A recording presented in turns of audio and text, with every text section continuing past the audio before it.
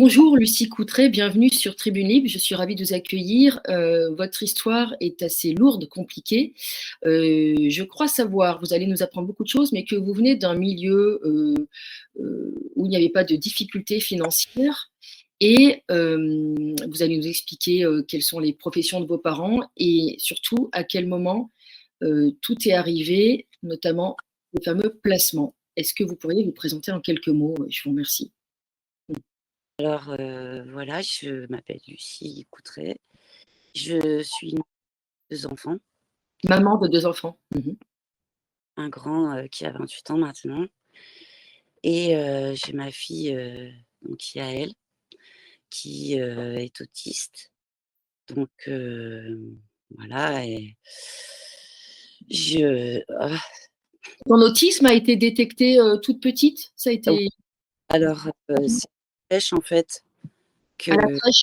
ouais, à la crèche, parce que je travaillais donc avec les chevaux. Je suis animatrice, équestre et donc, je la posais, donc, le matin à la crèche et au bout de, je dirais, quelques mois et je voyais bien qu'il y avait des regards un peu bizarres quand, je la posais, à la crèche alors qu'elle n'avait que 2 ans.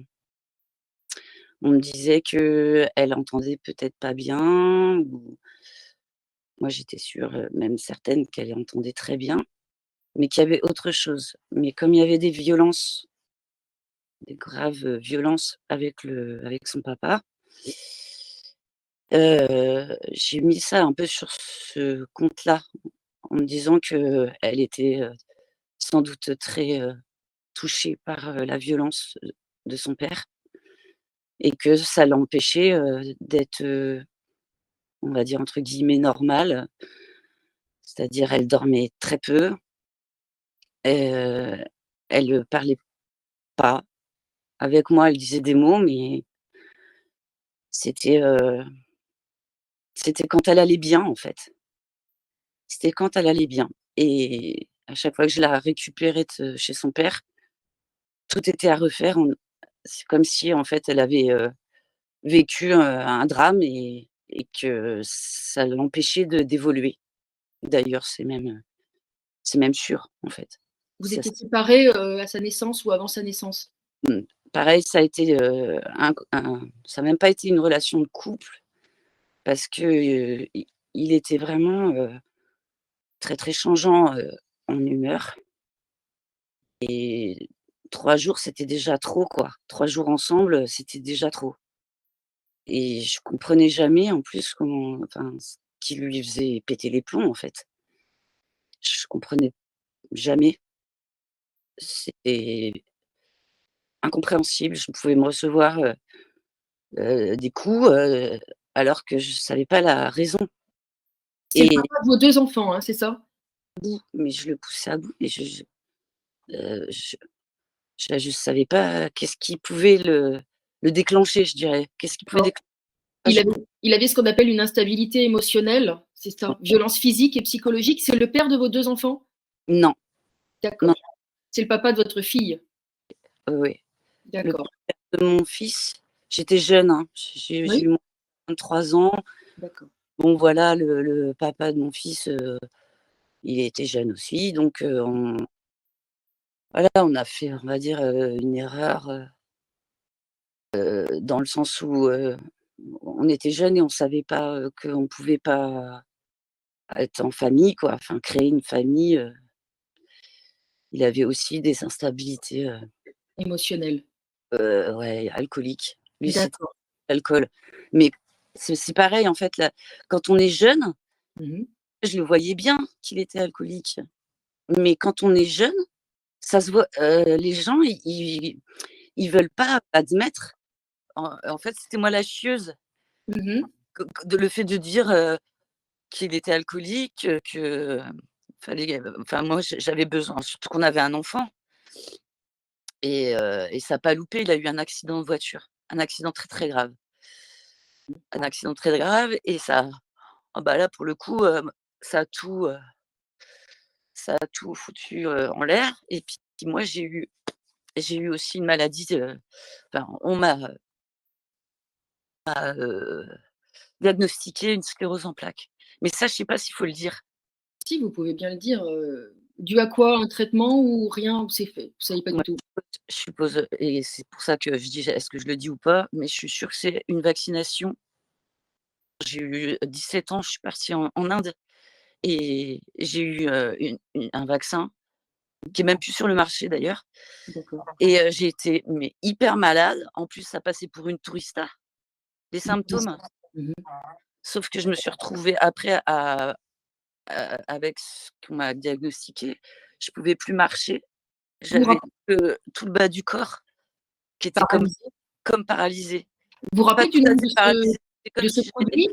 je sentais plus, mes jambes bien, je sentais plus quand je faisais pipi, et caca, enfin c'est tout le bas était, et Paralysé. ça, en Mais fait, c'est comme anesthésié. Vous vous souvenez du nom de ce produit, qui n'est plus sur le marché? Non, non, c'est par contre, il faudrait que je retrouve mon carnet de santé qui est je pense dans mes affaires personnelles, je sais pas s'ils ont pas tout brûlé, en fait.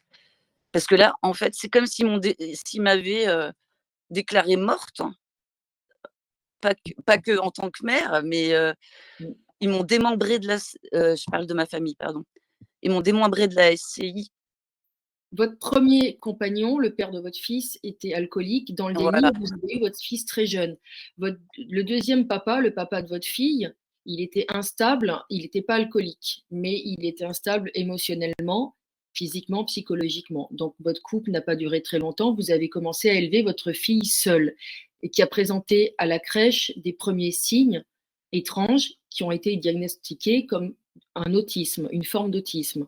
CAMS, c'est, le premier diagnostic, enfin pré-diagnostic, parce qu'en France, on est hyper à la bourre, hein, Mmh autisme, ouh là là et du coup, au CAMS, ils ont fait tous les tests mh. et c'est là que le pré-diagnostic ils appellent ça TED, trouble envahissant du développement. Donc elle était toute petite, elle avait 3 ans. Moi, j'avais parlé à la psychologue, que c'était hyper compliqué au niveau du couple, enfin du couple. C'était même pas un couple, hein. Il venait, il partait, il venait, il partait. Est-ce que je peux quand même faire une parenthèse sur déjà l'âge du père? Oui, Parce qu'il va avoir 68 ans là, ce mois-ci, d'accord. 68 ans D'accord, et il vient du showbiz, en fait. Il était d'accord. danseur, il a Il commencé était danseur avec Dalida, donc ça remonte danseur avec Dalida, d'accord, avec Dalida, ça c'était ses premiers contrats d'accord. Donc il a eu votre fille à 50 ans, et beh, il elle a avait 18 ans, 49, ouais, 49, c'est ça, 49, d'accord, elle a 18 ans aujourd'hui. c'est ça D'accord. et je voulais, ouais, un petit peu, pas insister, mais sur le fait qu'il vient du showbiz. Mmh mh. C'était donc quelqu'un, voilà, qui était sur Paris et que personne connaît, en fait. Il est inconnu, inconnu, alors qu'il a fait des contrats avec Dalida, avec, Gash Paty, dans le titre Étienne, Étienne. Oui, je me souviens. Alors oui, il était danseur, il était pas forcément sur le devant de la scène, il était, autour d'artistes Voilà, dans connus. les danseurs, voilà, Donc c'était quelqu'un de très actif? alors ouais, physiquement, il était, actif, mais au niveau professionnel, complètement, instable, en fait, il supporte pas, ni qu'on le commande, ni, il a une rigueur dans tout ce qui est danse, yoga, enfin dans l'apparence, en fait. Mmh mh. Il y a il veut passer pour, quelqu'un de mais il a 1000 casquettes, 1000 casquettes. Mmh. C'est-à-dire il peut devenir, bah, d'un seul coup, tailleur de pierre aussi, il a fait plein de petits Métier. métiers comme ça. Mmh mh. Moi, quand je l'ai rencontré, il était éclusier, donc c'est un petit boulot saisonnier, éclusier et je l'ai rencontré à l'association de danse africaine où il était percussionniste. Mmh. Et quand il était avec sa fille, il s'en occupait correctement? Alors, j'ai pas pu, voir, sur du long terme comment il s'en occupait, mais non, en fait, il pétait les plombs parce qu'elle dormait pas. D'accord, donc il pouvait être peut-être dangereux pour sa fille, mais par contre, quand elle était chez vous, ça se passait bien? Bah, s'il était là, non. D'accord, lui pouvait être, dangereux pour l'enfant, mais pas vous, en fait? Dangereux pour moi, ouais, les 2. Pour les 2. Et vous Ça aussi, alors c'est un truc qui est fou, c'est que parce que j'avais porté plainte, quand j'étais enceinte, quand il m'avait frappée, quand j'étais enceinte et heu et le gendarme, il m'avait dit: «Ah bah, non, quand l'enfant, il est dans le ventre, heu, c'est pas considéré comme dangereux, pour l'enfant quoi, qu'on se fasse taper dessus». C'est d'accord. quand même incroyable ça. Ouais, c'est incroyable, effectivement. Votre fille a été placée, suite à quelle décision? Ça s'est passé comment, en fait? Elle a Ah été placée à l'ASE, c'est ouais, ça? on va passer direct à ça.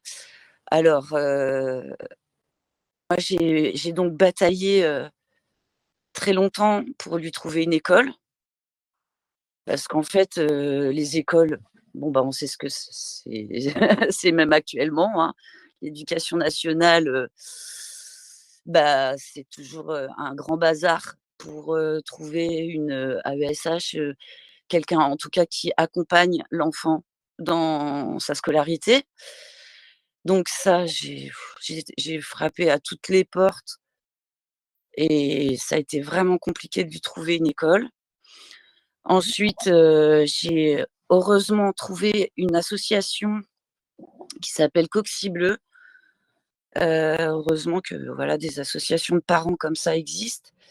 Où là, ils ont mis, je dirais le pavé dans la mare, c'est que, là, il y avait, des professionnels, des gens très bien formés sur l'autisme, donc des gens de Lille, enfin tout ça, qui ont vraiment, fait, des démarches pour, en savoir, un maximum sur, les prises en charge.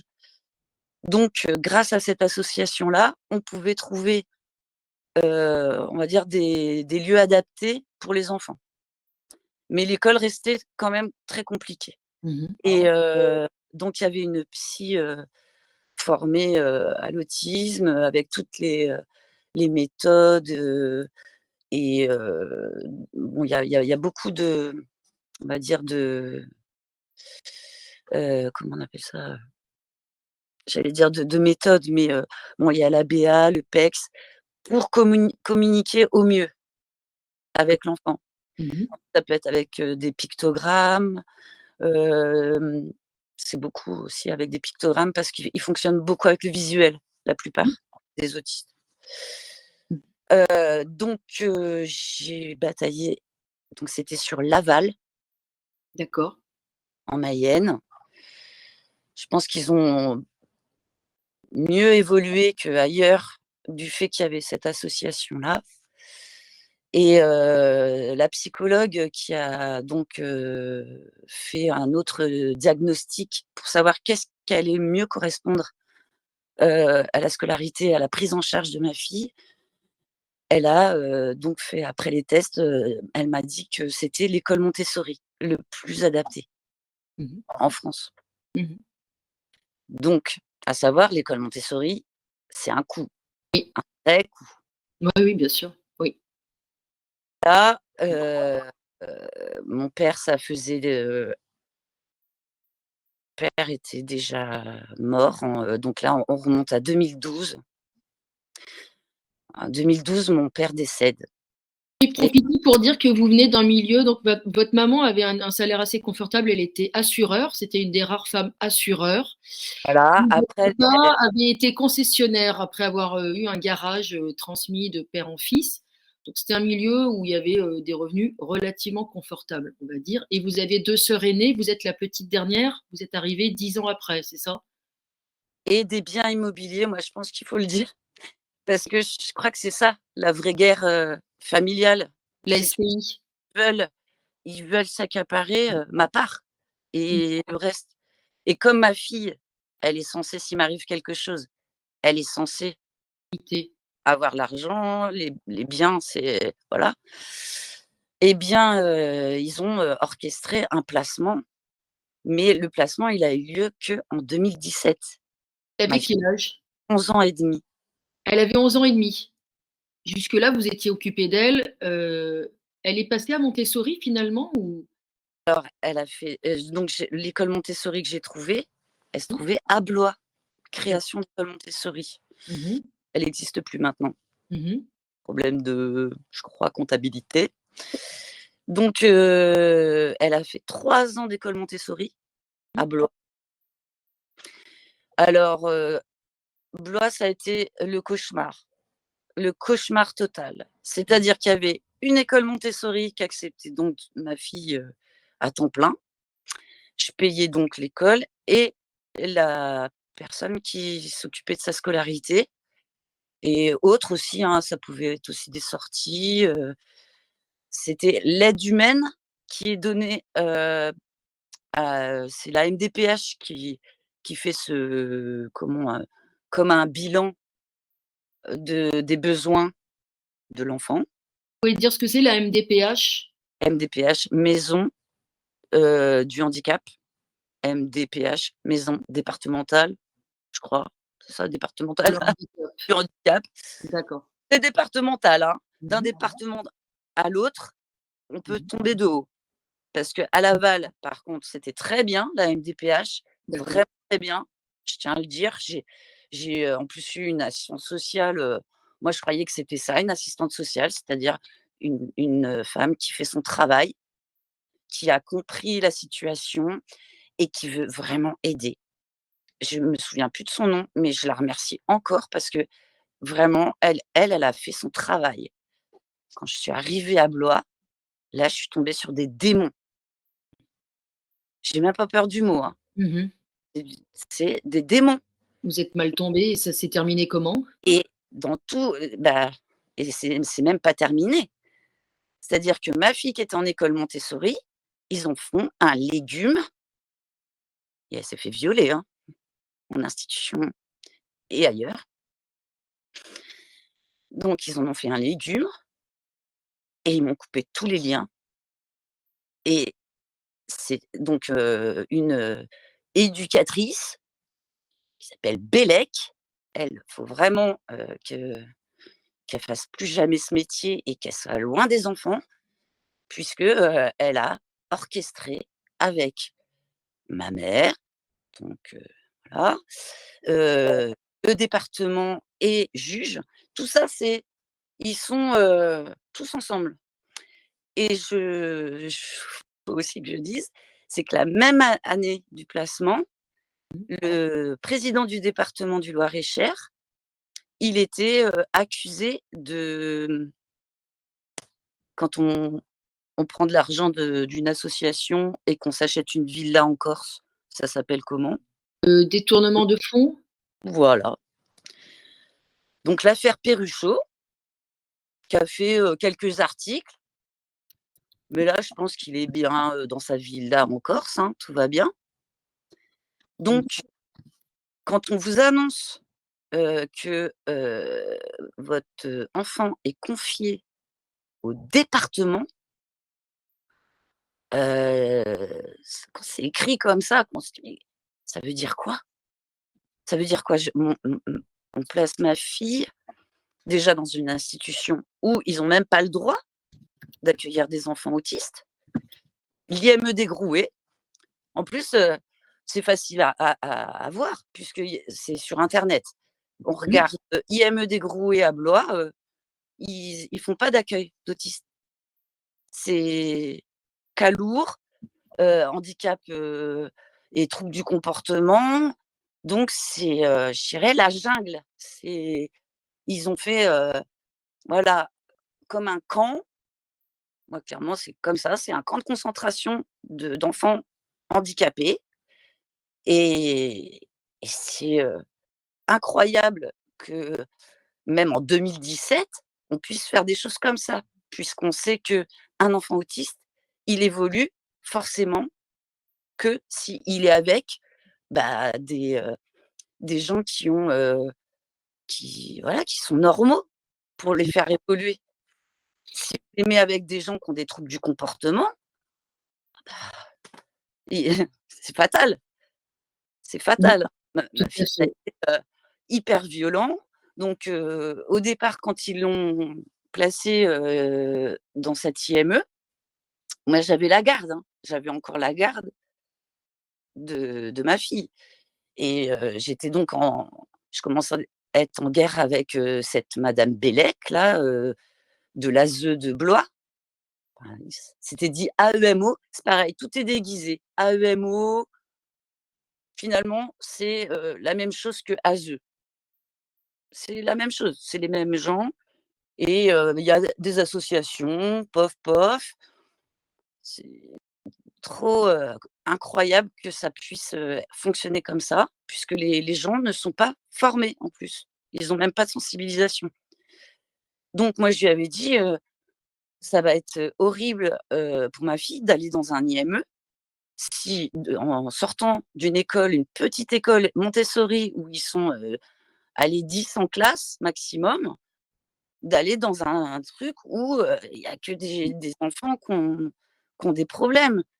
Je comprends qu'en fait, c'est les parents, bah, pour eux, ils ont que ça, ils ont pas le choix de mettre, leur enfant dans un IME comme ça. Mais moi, j'étais pas d'accord. Ils m'ont poussée à signer ce contrat avec cette IME parce qu'ils m'ont dit: «Hem, vous avez pas le choix, elle a rien d'autre, donc faut pas, cracher dans la soupe», en gros, que c'était une chance qu'elle ait une place en IME et là, j'ai rebondi direct, j'ai dit: «Mais justement, comment ça se fait que ma fille a une place, étant donné que l'IME n'est pas du tout, adapté?» Il y a plein d'enfants handicapés, lourdement handicapés, qui ont besoin d'une place comme ça. Comment se fait-il que ma fille, elle, en même pas, 2 mois, elle a une place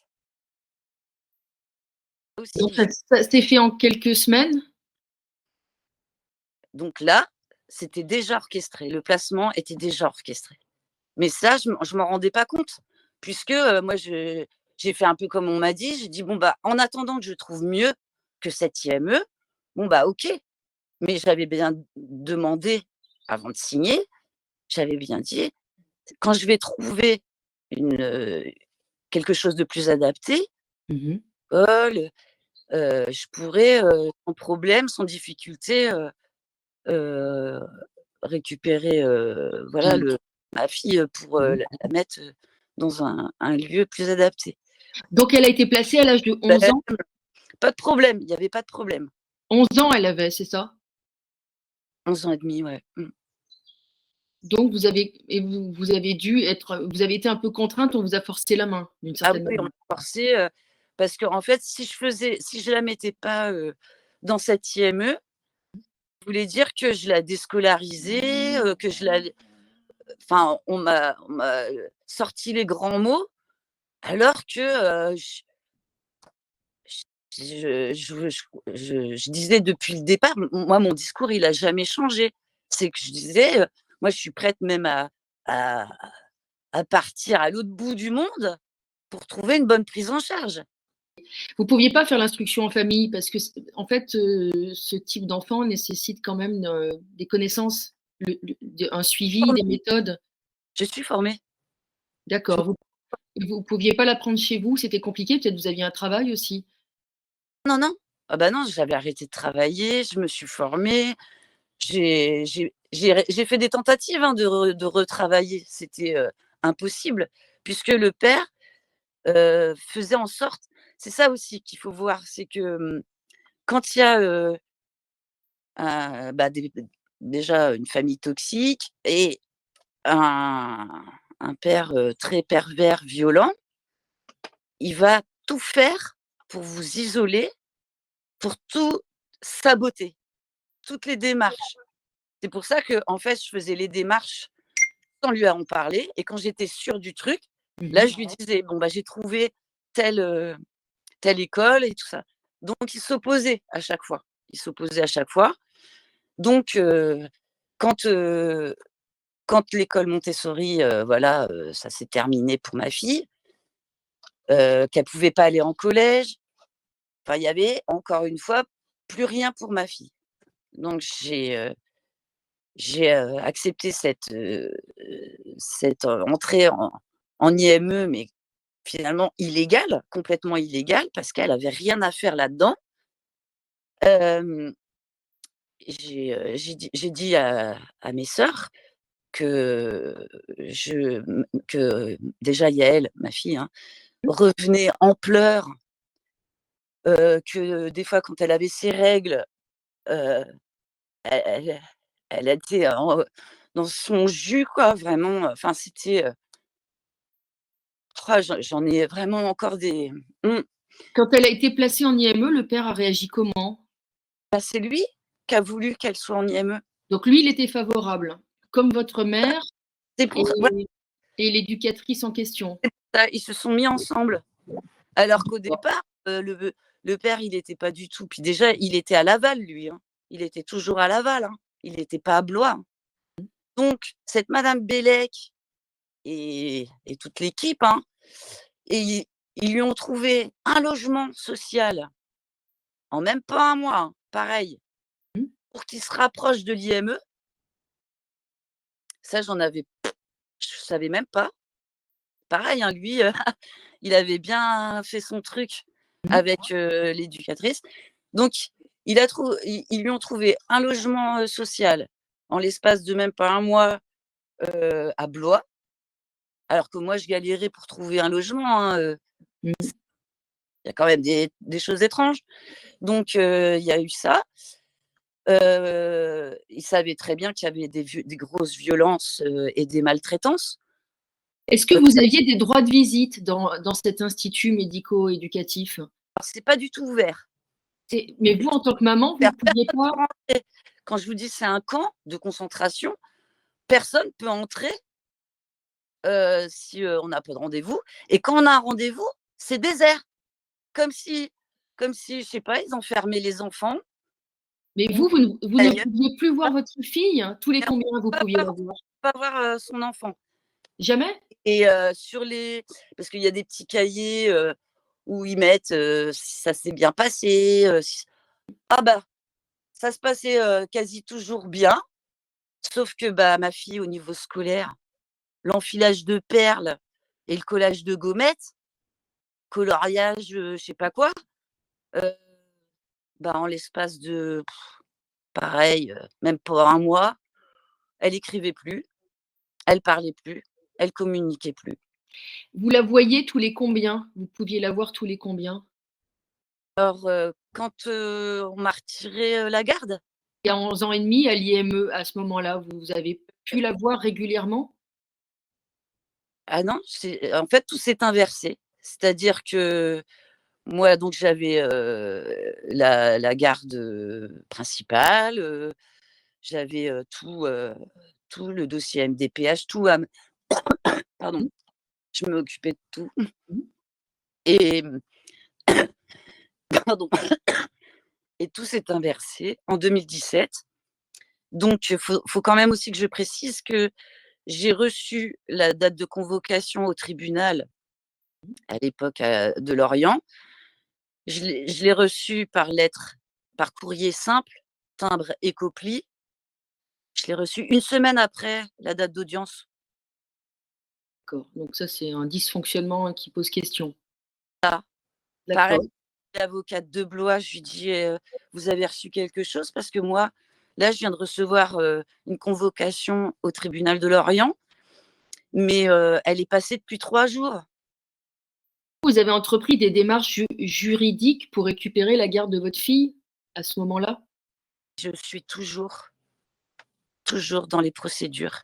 Alors je suis en plus pas du tout procédurière, mais vraiment, Oui, mais c'est là, c'est ont eu parce que vraiment, mais je suis tombée tellement de haut que puis de savoir ensuite que ma propre famille est dans le coup, là, un là, choc. achevée, en fait, hein. Ça m'a achevée, je voulais même pas y croire. Je me disais: «Mais comment c'est possible?» Donc et et clairement, bah, quand, le tribunal a décidé, c'est-à-dire le 2017, 26 décembre 2017, ils avaient bien tout décidé, tout sans moi, puisque j'ai pas eu la convocation en temps et en heure. J'ai pas pu me défendre ni rien. Donc ça aussi, c'est complètement illégal. Et ben ils avaient décidé et quand j'ai appelé une avocate de Rennes, je lui ai dit: «Là, il y a urgence». Heu, ils ont placé ma fille, dans une institution, abominable et elle est chez le père. C'est-à-dire que la journée en IME mmh, et le soir chez le père. donc un environnement pas du tout, rassurant ni stable. Ah, horrible. Donc vous, vous étiez coupé d'elle pendant plusieurs années?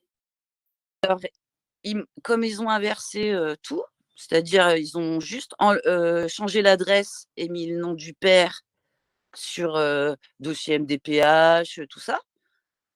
Hop, lui il s'est retrouvé donc, il avait la garde principale Mmh et tous les a on va dire toutes les aides qui vont avec, mh. Mmh. puisque monsieur ne travaillait pas. À l'époque, il plantait, du cannabis à Laval. Mmh, voilà, voilà le profil. Ça ne vous a pas aidé du tout? Et ça, c'est pareil, en fait, comment se fait-il que ça soit possible? Mmh? Qu'un et clairement, encore, ils vendraient, je sais même pas si, voilà. Je l'ai su, par, un ami, de Laval qui qui m'avait dit que ça s'était très mal passé parce que, en fait, il plantait, du cannabis dans sa propriété, sans lui Vous demander. Mais vous soupçonnez des personnes autour de vous d'être en lien avec des réseaux francs-maçons, pour dire les mots. On pourrait peut-être aborder ce point, qui reste intéressant et une piste à explorer. le fait que le père, il était, dans le show business, ses jeunes années, dit on le voit dans le clip, de Gash Paty, Étienne Étienne, un clip, masochiste, hein, quand même, hein, c'est clairement ça. Oui. Hem, Psychologiquement, c'est quelqu'un de très instable, Mmh. très instable. Donc comment se fait-il qu'il est protégé? Il a fait des injections expérimentales quand elle avait 6 ans sur ma fille. Des injections qu'il a eues sur internet avec un médecin, heu, un médecin qui voit pas l'enfant, mais qui répond au téléphone, bon c'est 150 €, La le consultation. rendez-vous téléphonique, Mmh mh. 150 €. Elle voit pas l'enfant, demande des prises de sang, donc ma fille elle a servi de cobaye, à ce médecin-là qui s'appelle docteur Skorupka, Vous n'avez connu, pas eu votre mot à heu, dire. On n'avez pas été consultés. Pourtant vous auriez dû avoir un avis parental, un justement accord parental à hier qui donner. m'a dit, Donc c'était il y a 12 ans cette histoire d'injection, oui, expérimentale. Mmh ouais, mh. ouais, c'était, après la mort de mon père aussi, encore une fois. En fait, après la mort de mon père, vraiment tout le monde s'est lâché, quoi. Comme si, on était, les proies, mais trop faciles, en fait. Vous soupçonnez le père d'avoir des liens, ou peut-être d'être dans la franc-maçonnerie, ça, c'est en tout cas vous avez des sérieux doutes à ce sujet et votre maman également? Oui, oui, oui, puisque la justice se comporte vraiment, bah, je dirais, je complète, les autres témoignages. C'est exactement les mêmes, façons de faire. En fait, ils et ça aussi l'ONU l'a même, l'a même dit, hein, c'est que c'est systémique. Ce processus-là, il est systématique. L'enfant, quand il est placé, il est soit avec le parent agresseur, ou soit en foyer, institution, où là, clairement, il va se faire violer. Et en plus, ma fille, comme elle est autiste, c'est le département touche 22 à 25 000 euros par mois. Ah, c'est ça qu'il faut voir. On pourrait dire qu'ils exploitent des situations de faiblesse, en fait. Ils sont exploités Voilà. par des réseaux. Et ce qu'on et tout ce qui c'est un placement financier, en fait, aussi. Du fait qu'elle soit en institution, lui, le père donc ayant la garde, ayant tous les droits, parce qu'ils m'ont même retiré l'autorité parentale, hein, quand même, hein. Enfin, le droit d'exercer. Ils l'ont pas retiré complètement, puisqu'ils ont pas je suis pas, je dirais, assez folle. Mmh. Ah oui, je suis devenue folle, Selon eux. bah, une fois qu'elle était placée. Ils vous ont diagnostiqué ou ils ont sorti une attestation, Bah, alors ils ont pas mis folle, tout de suite, donc que j'étais trop, trop, fragile. Voilà, j'étais trop fragile. Après, j'accablais le père en dénonçant tout ce qu'il avait fait. Pourtant, bah, il y a quand même, et à Blois, hein, la dernière fois qu'il m'a frappée, c'est quand même à l'école, devant l'école Montessori, et il y avait ma fille et des témoins. Donc d'ailleurs, c'est la seule plainte qui a été, jugée. Donc il était condamné à 2 mois de prison avec sursis. Bon, bah, voilà, hein. Qui dit sursis, qui dit rien du tout, en fait. Est-ce qu'il a, au moins un casier judiciaire? Je ne sais pas. vous sentez qu'il est protégé, il y a trop d'incohérences, la justice se comporte de manière totalement inéquitable, en fait? Oui, oui, puis c'est comme toutes ces mères, parce qu'il y en a quand même un paquet, hein, Mmh. et souvent le père est incestueux. Moi, je peux pas le prouver, mais clairement, lui mettre des suppositoires à l'âge de 13 ans quand elle a ses règles, si c'est pas incestueux, c'est en tout cas d'une violence inouïe. À 13 ans, Elle est autonome. comment ça se fait qu'il lui met des suppositoires? Donc ça, la juge, quand je lui ai dit, elle voulait me sortir de l'audience. Fallait que je me calme, et pareil, je vais utiliser un terme, mais elle m'a défoncée au jugement, quoi. Des décisions les plus incroyables les unes que les autres, et après c'est l'acharnement. J'en ai je sais pas combien, hein, moi, de convocations, je sais plus combien il y en a, et à chaque fois, mais que des faux, que des faux.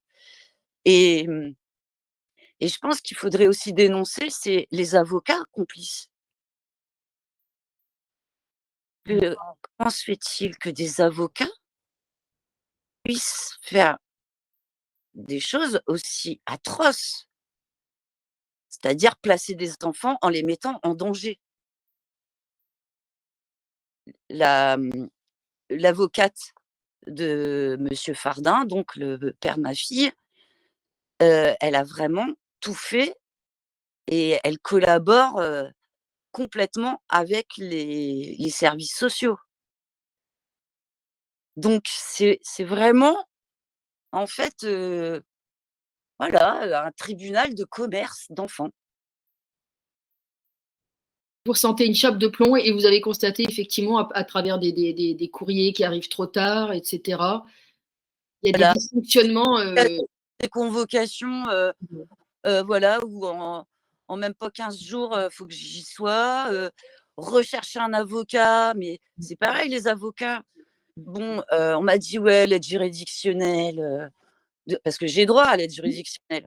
mmh Heu de toute façon, ce que je peux comprendre, hein, s'ils sont payés des clopinettes, que les avocats, quand c'est de l'aide juridictionnelle, ils bâclent. Bon, je me suis dit: «OK, bon, bah, s'il faut payer et qu'il y a du résultat, Et ben, je vais payer une avocate. Donc, j'ai fait venir une autre avocate, ça c'était en 2020 2021. 2021. Mmh. Ah, j'ai fait venir de Montpellier. Alors donc, voilà, il y avait les frais aussi, de transport, tout ça donc eh bien, j'ai vu le 1er rendez-vous avec l'avocate, très bien. J'avais l'impression qu'elle maîtrisait vraiment bien, mon dossier, qu'elle comprenait bien tout et quand je l'ai revue le jour de l'audience, j'avais comme si, elle avait, eu un comment dire? On lui avait dit, «Non mais, ne défendez pas madame Poutré, quoi». Ah oui, vous sentez qu'elle avait été peut-être victime de pression? Ouais. D'accord, c'est Donc possible, oui. aide juridictionnelle ou Mmh. pas, hein, il y a d'autres mamans qui peuvent, le dire parce que moi j'ai entendu, il y en a une, elle a mis 400 000 € en frais de justice.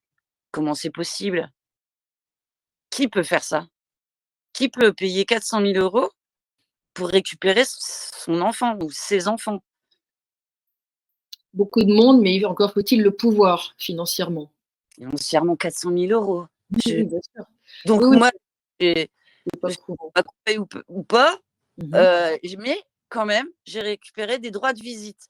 Donc ils m'enlevaient d'un côté mon droit de parenta mes droits parentaux, mais me donnaient quand même, hein, pour Yael, c'est bien qu'elle revoie sa maman quand même. Ça faisait déjà 1 an que je l'avais pas vue, hein, Mmh. que, voilà, fallait pas que je voie ma fille. Donc j'ai pu récupérer des droits de visite et d'hébergement, sans passer par la case, visite médiatisée parce que j'avais eu des visites médiatisées qui s'étaient très, très mal passées avec, madame Décobert de Chailles dans le 41. Oui. Mmh. Cette madame Décobert qui aime beaucoup monsieur Fardin, hein. Oh, il est merveilleux monsieur Fardin. Mmh. C'est ça aussi qui est incroyable. C'est la façon, c'est de la provocation, en fait. C'est de mettre, vraiment le bon, bah, là, c'est le père, hein. Ça Mmh. pourrait être une mère toxique, hein. Mmh. Ça aussi, j'ai bien vu qu'ils nous ont bien divisés, les Mmh. papas et les mamans. Alors moi, je m'adresse là aux papas. Les papas, faut arrêter de croire que, les mères, elles veulent de l'argent, moi, j'ai même pas eu de pension alimentaire quand j'avais la garde, donc et c'était pas, moi, étant donné que j'avais pas de soucis, financiers, j'ai laissé. Moi, du moment que ma fille, elle est en sécurité, je m'en fichais, moi, qu'il y ait des pensions alimentaires ou pas, quoi et je voulais donc dire au papa que c'est systémique. C'est-à-dire, si le parent est toxique, violent, c'est lui qui va avoir la garde pour que le placement dure. Et qu'on passe pour folle ou fou. Je ne sais pas s'il y a des papas qui passent pour fous. J'en sais rien. J'ai pas vu de témoignage où, je vois des pères qui se retrouvent en HP parce qu'ils demandent, bah, ils demandent justice et voir les enfants. Si, si, il y a eu un papa. Il y a eu un papa effectivement qui s'est retrouvé, en hôpital psychiatrique parce qu'il dénonçait devant, je crois, le tribunal ou, je sais plus. Si, il y a un papa, pardon, qui s'est retrouvé en hôpital psychiatrique. Heureusement qu'il était pas seul parce qu'il a bah, les gens qui dénonçaient avec lui, les autres parents, ont réussi à le sortir de l'HP.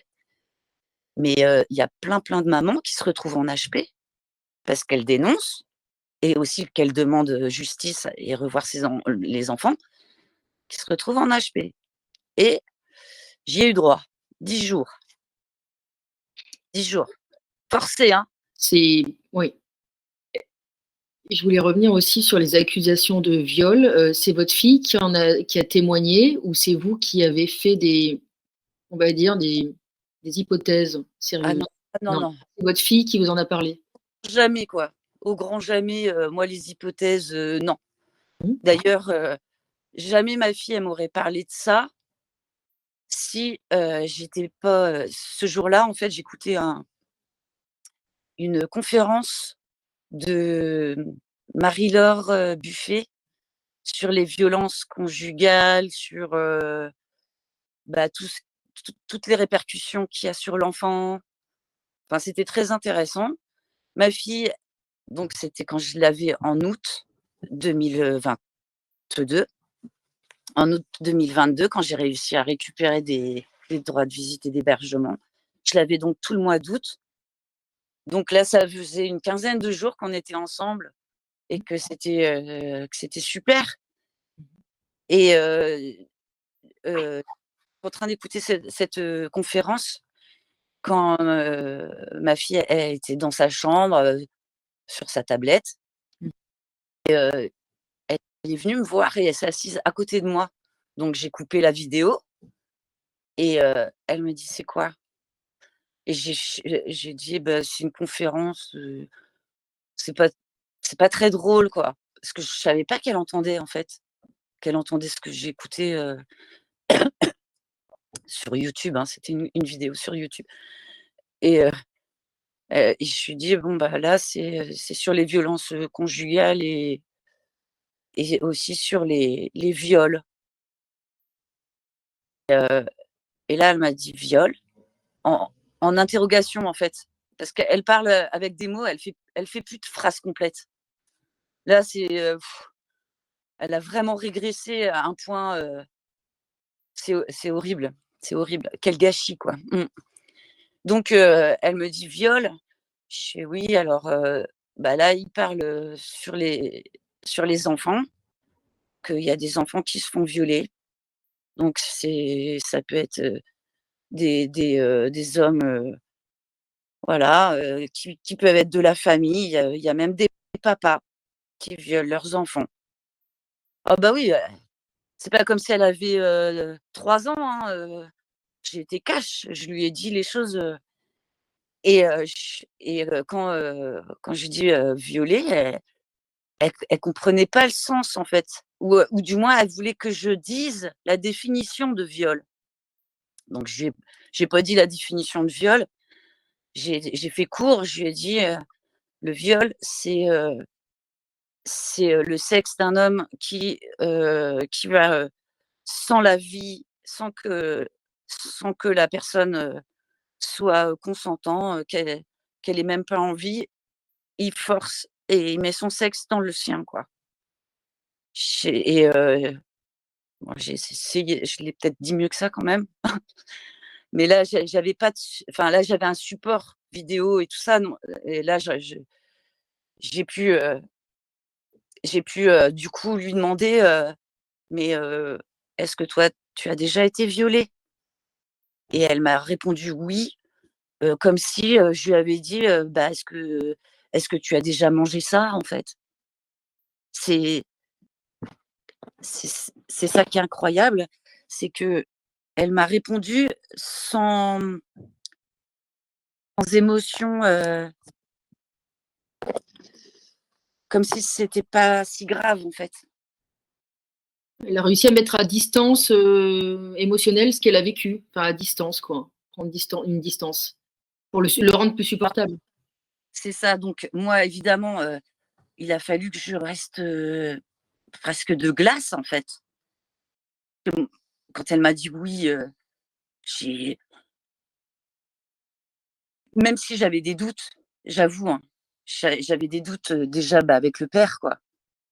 Mais là, je lui ai dit: «Mais est-ce que c'est, à l'IME?» Elle m'a dit: «Oui». Je lui ai fait: «Avec les garçons qui t'embêtent?» Ah oui, parce qu'elle m'avait déjà dit qu'il y avait des garçons qui l'embêtaient là-bas, à l'IME. Donc je me suis dit: «Ça se trouve, c'est, des gamins de l'IME». Elle m'a dit: «Non». Je fais, je dis: «C'est un éducateur?» Elle m'a dit: «Oui, mais un éducateur, en fait, elle sait pas non plus ce que c'est puisque dès qu'il y a quelqu'un à l'IME, c'est soit soi-disant un éducateur, soit un chef de service, soit enfin, en fait, c'est ça, c'est que ça peut être un éducateur comme ça peut être, je sais pas, le cuisinier ou le chauffeur ou vous voyez ce que je veux dire? C'est que je peux pas certifier que c'est un éducateur. C'est quelqu'un qui était à l'IME en tout cas. Un des professionnels, quel que soit le poste. Ouais, c'est un professionnel, ouais. Et je lui ai dit, j'ai demandé: «Mais, il était jeune?» Elle me dit: «Non» et il était vieux? Elle m'a dit: «Oui». Bah oui, je préfère dire jeune, vieux, de toute façon, même l'âge, elle peut pas dire, Mmh. En tout et cas, puis de c'était toute pas façon, quelqu'un j'étais à tellement raccordage dans avec elle, quoi.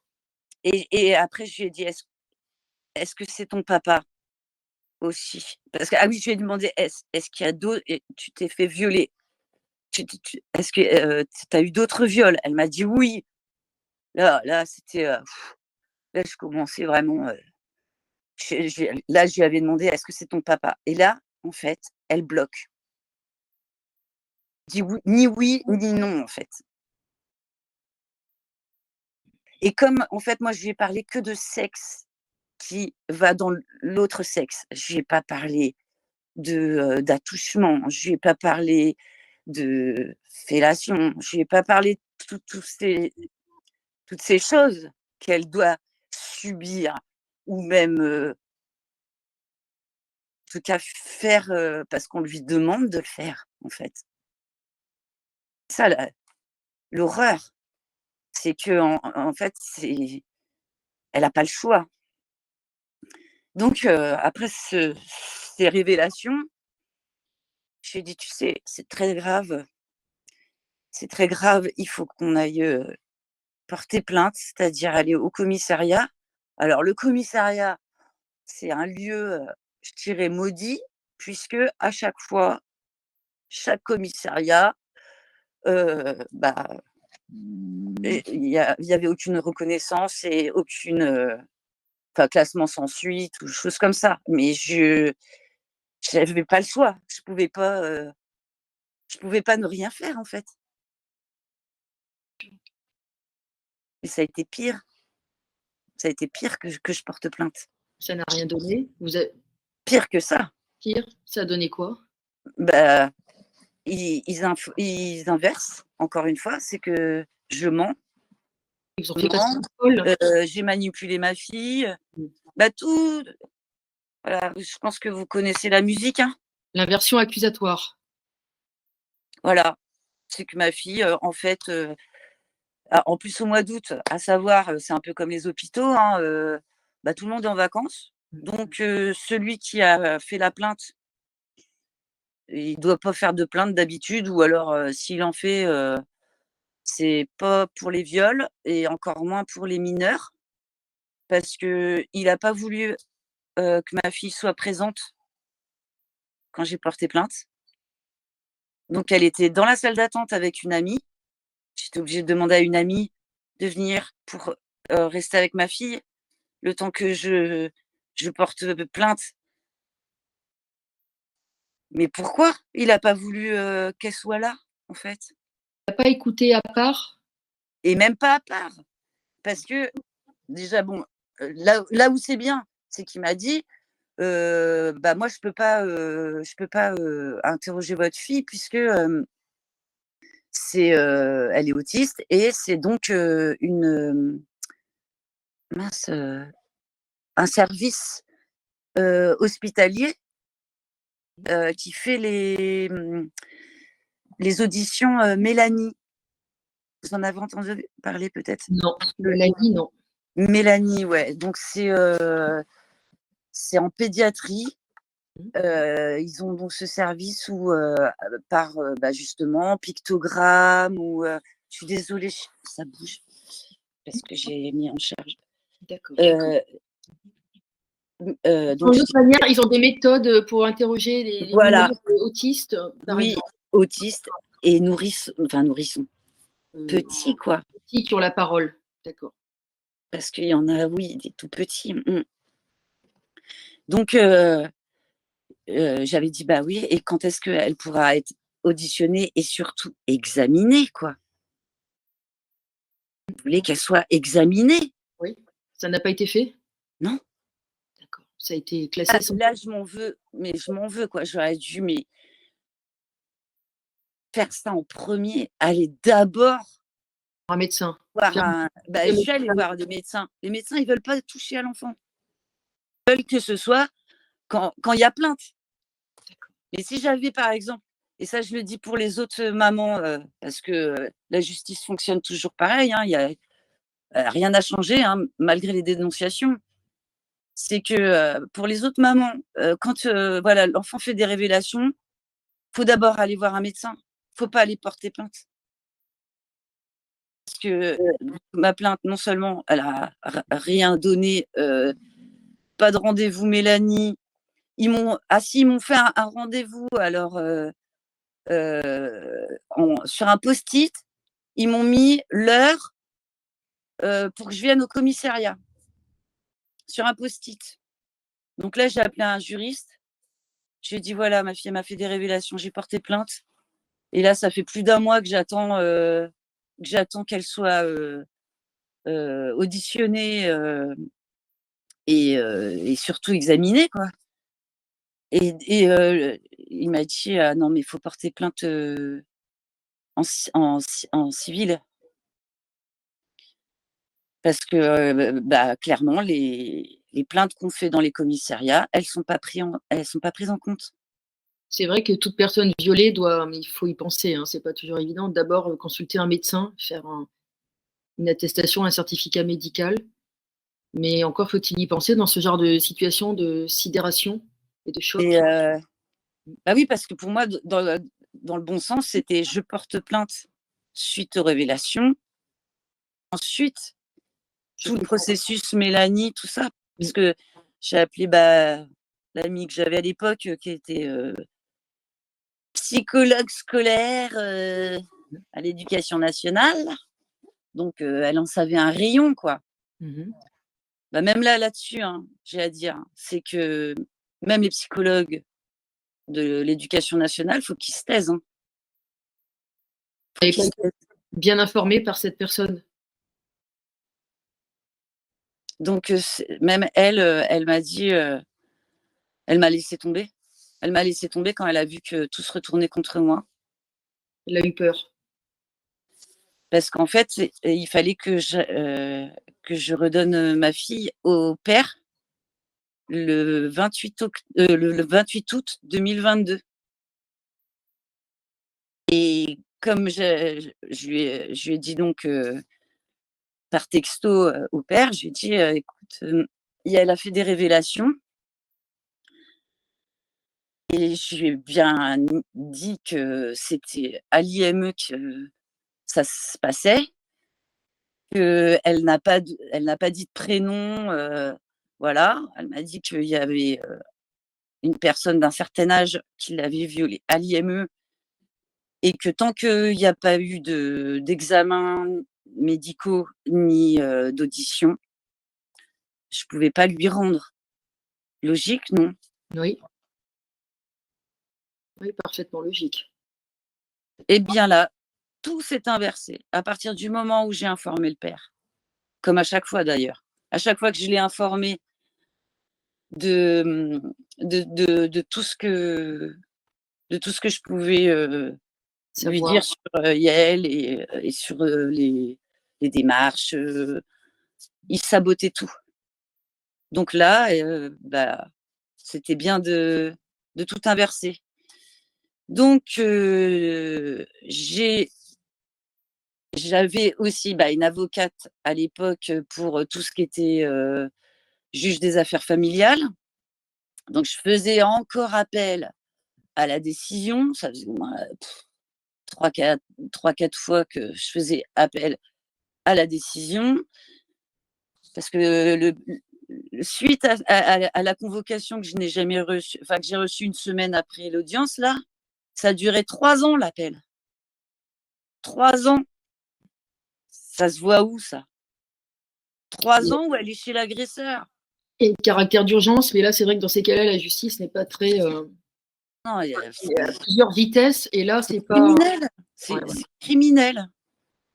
Clairement, les crimes sexuels, les tortures, parce que elle est torturée, elle est, elle sert, voilà, d'objet sexuel, de cobaye, que ce soit chez son père ou parce que même concernant les injections Covid ou tout ça, moi j'en sais rien si elle est injectée. vous n'avez pas su.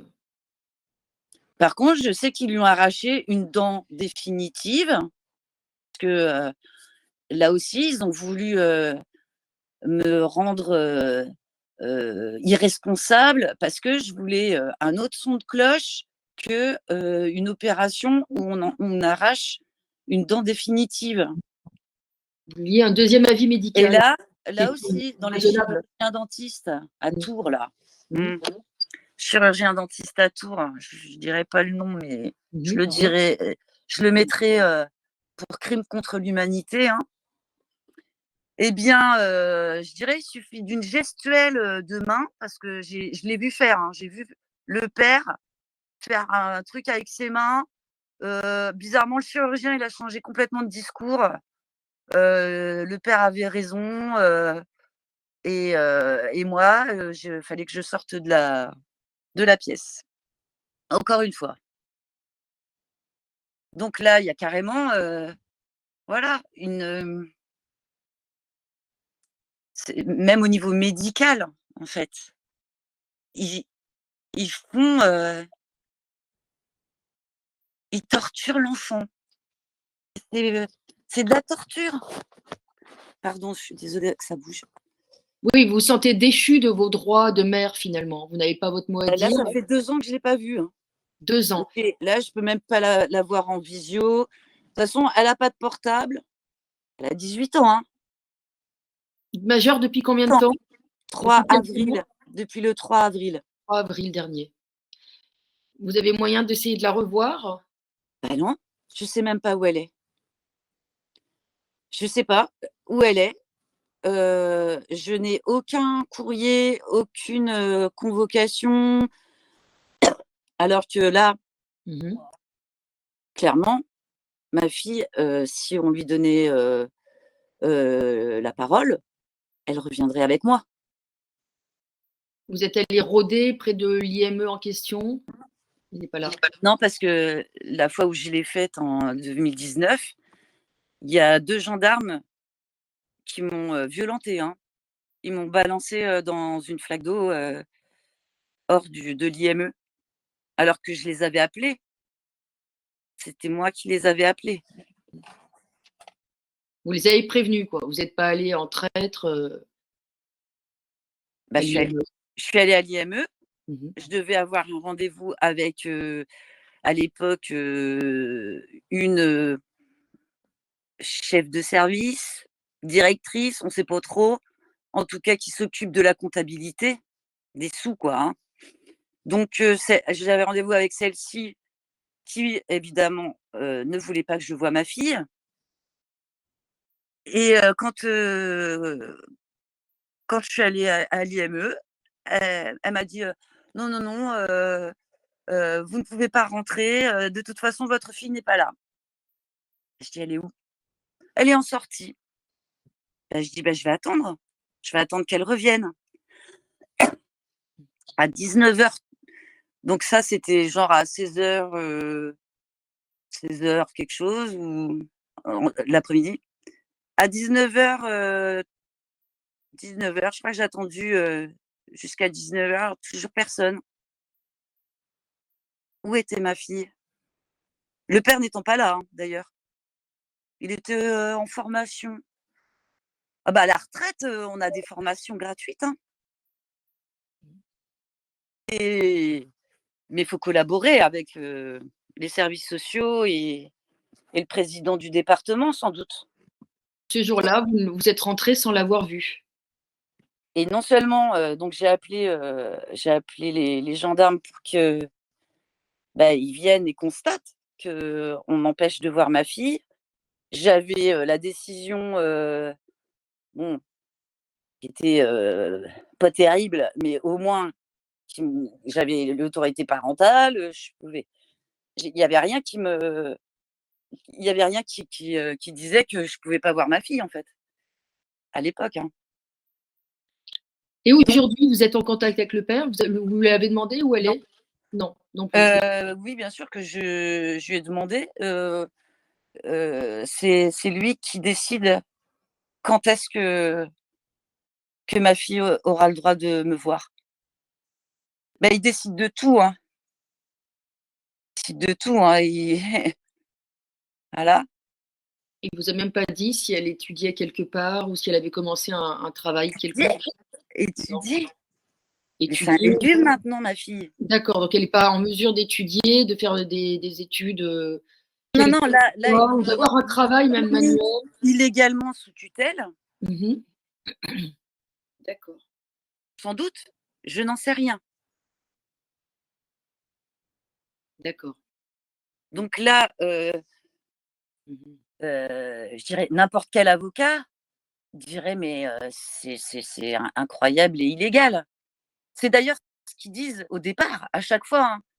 N'importe quel avocat, je leur donne mon dossier, et puis, bah, la dernière que j'ai eue, enfin l'avant-dernière, celle que j'ai eue, clairement, elle m'a dit, «Si vous dites que vous avez porté plainte, ils vont dire que c'est pour qu'elle n'aille plus à l'IME, que c'est, voilà, une manipulation de votre part». Donc j'ai fait: «Ah ouais, d'accord. Donc en fait, vaut mieux qu'elle continue de se faire, violer à l'IME et ailleurs, parce qu'il y a pas qu'à l'IME et voilà, vaut mieux ça et que je continue de la voir». En gros, c'est ça, c'est ça c'était ça j'allais dire le deal. C'est: vous laissez votre enfant avec l'agresseur se faire violer, tout ça, mais vous pouvez quand même le voir. D'accord. Que moi, hein, qui se retrouvent, d'ailleurs toutes les mamans qui voient plus leurs enfants, c'est parce que, elles ont dit: «Mais non, je vais pas la rendre à ses agresseurs». Donc c'est comme ça qu'on se retrouve en HP ou en prison. Parce que du coup, le père a porté plainte contre moi pour non présentation d'enfant et même non, mieux que ça, parce qu'il avait déjà porté plainte pour non présentation d'enfant. Là, il avait porté plainte pour, il y a un terme, que j'ai même oublié. Heu, voilà, que je veux pas rendre l'enfant et que du coup, je suis comme en cavale. Rapt d'enfant? C'est pas ça, c'est, oh, je sais plus, c'est marqué sur mon Mmh. jugement que, voilà, du coup, bah, c'est la prison quand on rend pas l'enfant.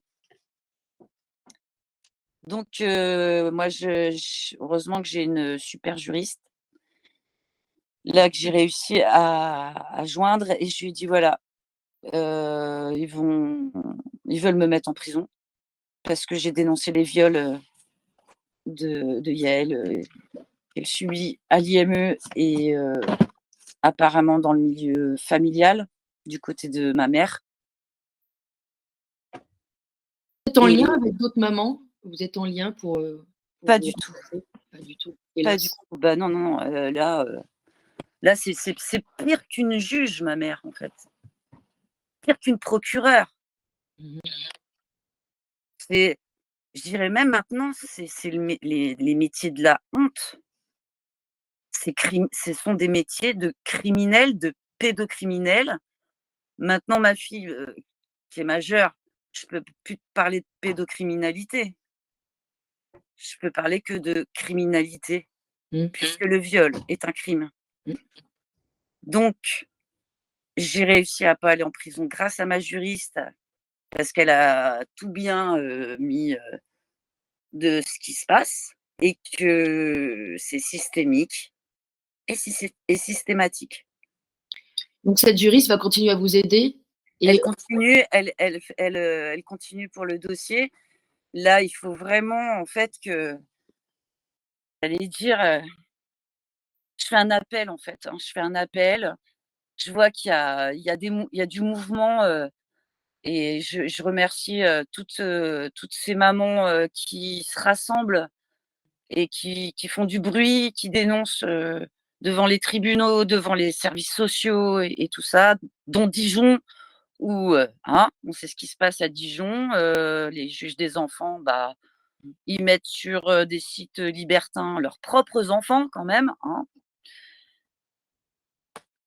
Voilà, donc je les remercie et le souci c'est que, bah, je suis quand même loin, de ces mamans-là, mais vraiment, je suis tout cœur avec elles parce qu'il faut qu'on continue de dénoncer.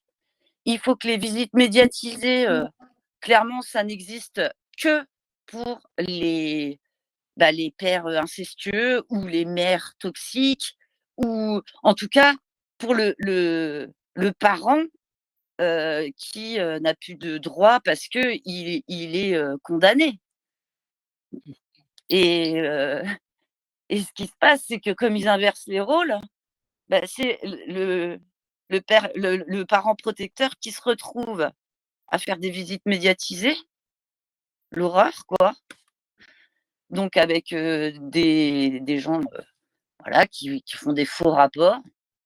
Ah moi j'ai entendu que ça, il y a peut-être que et encore même l'avocat, d'Angléan, qui s'est fait prendre son enfant, même lui, il a eu des faux rapports. mmh, C'est pour vous dire. bien sûr.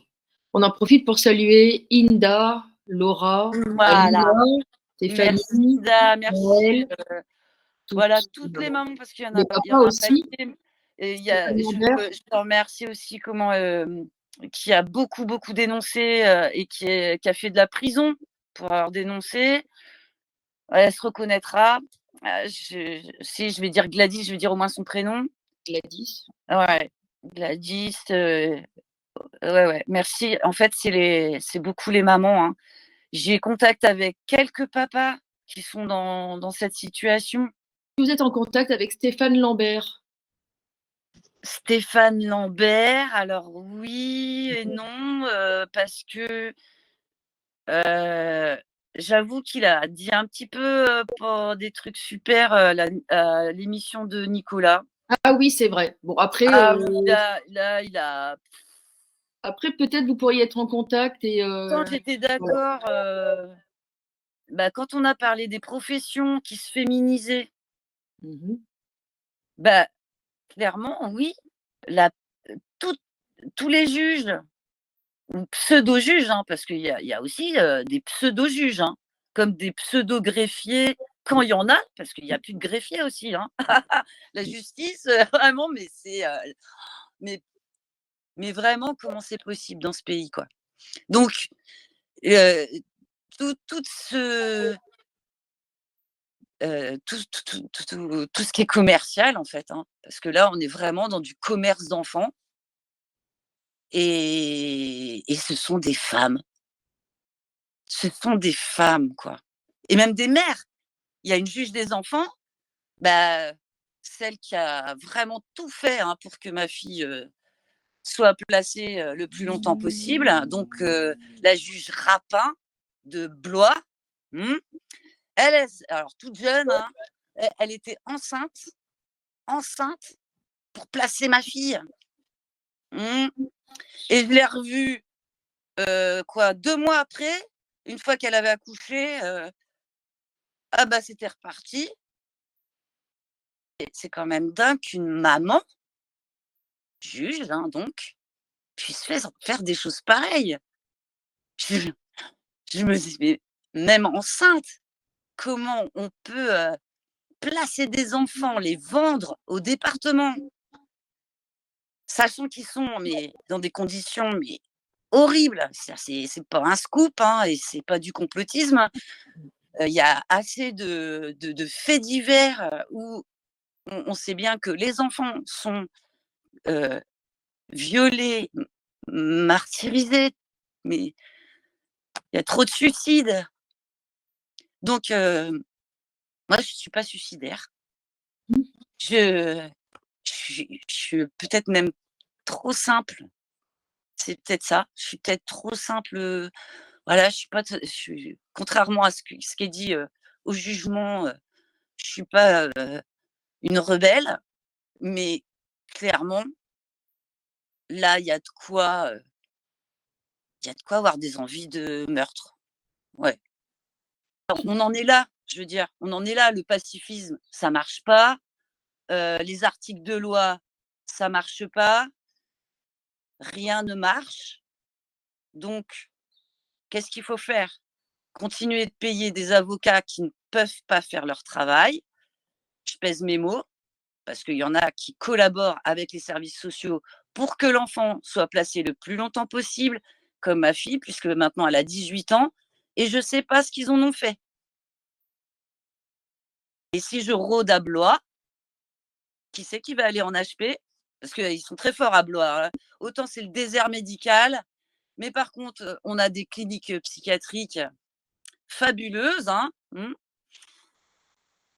même si c'est pas à Blois qu'on m'a, voilà, on m'a mis en HP, complètement shootée. Ah oui, il les shoot aussi, hein. Ma fille, clairement, elle m'a dit qu'elle s'était fait, injecter un produit qui l'avait fait dormir. Ils l'ont attachée aussi, hein. Bah, comme en HP, en fait. Donc je me suis demandé, en fait, ils la mettaient pas, en tout cas dans un endroit où ils l'attachent et ensuite elle se fait violer. Qu'en fait, elle m'a parlé très peu de ces viols. Est-ce qu'elle peut être Elle droguée? savait elle savait très, très bien que c'est pas normal. Bien sûr. Est-ce qu'elle peut être violée en étant droguée? Un peu comme l'affaire, Muriel Pénicaud, cette horrible affaire qui a lieu en ce moment. Ça fait Pense penser à ça. je pense, en tout cas, elle a eu droit à aussi sans être shootée puisqu'elle s'en rappelle. Mmh mh. Je pense qu'elle a dû se débattre. Ah, excusez-moi, ça va. Elle a dû s elle a dû se débattre. C'est pour ça qu'ils l'ont shootée. Pardon. En tout cas, pour revenir après les révélations, parce que c'est quand même ça aussi qui est affreux et que j'ai voulu, même expliquer à Nicolas. Nicolas Bouvier. Ouais, Nicolas qui est très respectueux, que je comprends qu'il peut pas imaginer que la police soit complice. Bien sûr. Surtout que son père était un policier, avec une éthique. Et ce que je la en plus, comme j'avais déjà été violentée par des gendarmes et qu'ils avaient déjà, une première fois pris ma fille après le confinement, parce que même ça, j'aurais aimé en parler, mais ça va prendre trop de temps. Mais je l'ai eu pendant 7 mois, pendant tout du début du confinement jusqu'à la rentrée, septembre 2000, c'est ça? 20, heu, 21? Ouais, c'est ça, 21. Oh, je sais plus quand est-ce qu'ils ont, non, c'est 2020 le Le confinement. confinement, c'était, 17 mars 2020, le premier, Ah, et le deuxième a eu lieu, je j'ai crois, gardé ma fille avec moi tout ce temps-là, mmh mh. jusqu'à septembre. Et heureusement qu'il y a eu t ces mois de, je dirais, de vie, waouh, où là on a pu vivre, même simplement, quoi. Si si elle avait la chance de voir cette vidéo, est-ce que pour conclure, vous pourriez lui envoyer un petit message à Yaël? J'avais cette chance, ouais. Bien sûr que je continue, Yaël, de faire des procédures, mais tu as bien vu, en fait, la justice de quel côté elle est. Là, on est en train d'inverser les choses, avec, j'espère, bah, voilà, François d'Angléan,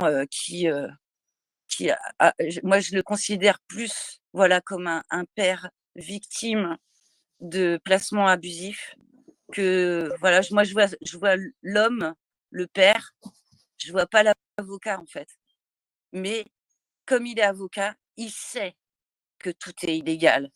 Et ça, je pense que c'est très important que voilà, un avocat soit au courant de tout ce qui se passe.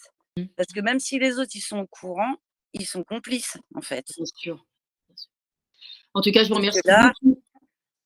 voilà, alors que là, bah, merci François d'Angléan aussi, Et puisque on dédie cette émission à dans le Yael. game, si on peut dire ça comme ça, il est dans le game. Et ouais, c'est un échiquier abominable. Merci à vous, Lucie Coutré, pour Merci, votre courage admirable. Un grand merci. merci, pardon pour l'émotion, mais C'est très bien. voilà, ça fait trop longtemps que j'ai pas vu ma fille et ça, c'est la pire des tortures en fait. Ils savent très bien ce qu'ils font.